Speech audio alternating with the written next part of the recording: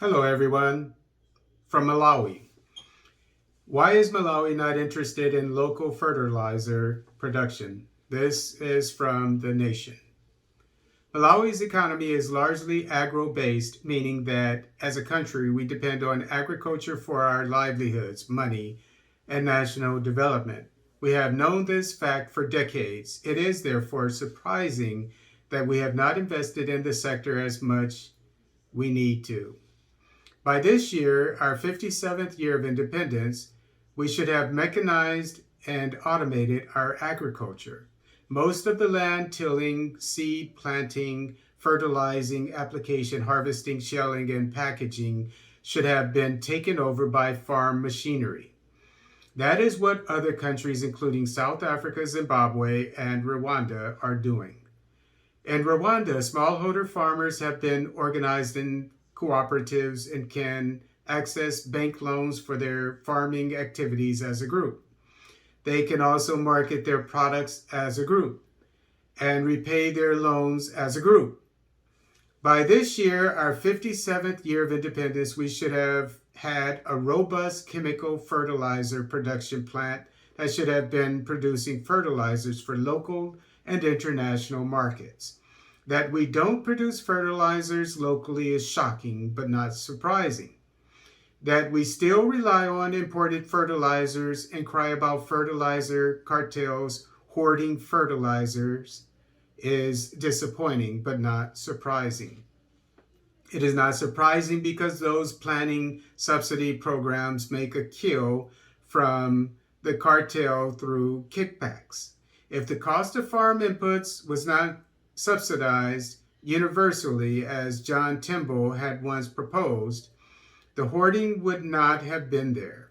The cartelling, quote unquote cartelling, would not be there because there would nothing to hoard, as fertilizers would be available in all agro dealer shops at standard prices. It is not surprising because if you are not too young, you will recall that in 2006 or thereabouts, President Kagwazi Bingu wa Mutharika started constructing a fertilizer production factory in Lilongwe. Despite the jubilation and excitement that accompanied the beginning of the fertilizer manufacturing plant construction, the factory was abandoned by Kagwazi himself. Why? You guessed right. Cartels convinced Kagwazi to abandon the idea. Bingu died in 2012. Since then, 3 presidents have ruled Malawi, and all 3 have not been interested in local manufacturing of fertilizers. We don't know why, but we can guess that the strong fertilizer importer and resale cartel is dishing out opportunities benefiting directly or indirectly the people who offer licenses and run the subsidy programs. As Walt Whitman Rostow argued in his much criticized but still valued economic motto, agriculture has been the springboard of most economies. Development of agriculture through mechanization led to agriculture-based industrialization where the agriculture output was value added. Urbanization quickly followed around those agriculture industries. Then energy and mineral exploration followed. That is what most of the literature says about how China, India, Australia, etc. took off to where they today are. We have many examples all over the developed and developing world of how agriculture led to development. Why do we not start investing massively in agriculture to mechanize it and develop industries and towns around it? Why are we pleased to see the rural poor struggling to till the land with hoe and slasher, plant seed, weed the fields, and harvest by hand the small amounts they sell to us who sit in towns and offices planning how Malawi's agriculture should fail?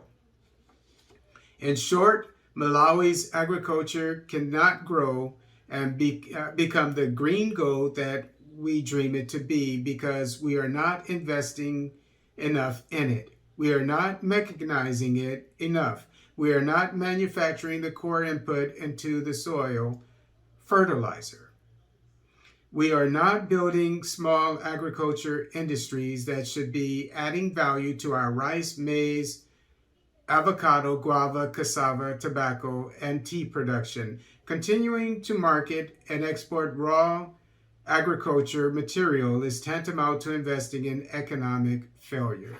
Great article. I don't know who wrote this article from Malawi, but it's exactly what I've been talking about for many years now, of how the African countries, the first thing they need to do, the ones that are developing at the base level, like Malawi, not the ones that have advanced, like Angola with the diamond industry, Nigeria with the oil industry, etc., but the ones that rely heavily on agriculture. Some African countries are like that, and that is great because Africa has a lot of arable land, and so they should take advantage of it. Everybody needs to eat. So if nothing else, they should be using their food to feed their own people and not importing food from other countries. And at least they would have a strong agricultural sector in the economy. And to that end, mechanization is extremely important, as well as fertilizer plants like the one in Nigeria that Dangote owns. And from what I understand, I think he's even exporting, as this article suggests, the Malawian future fertilizer industry should do.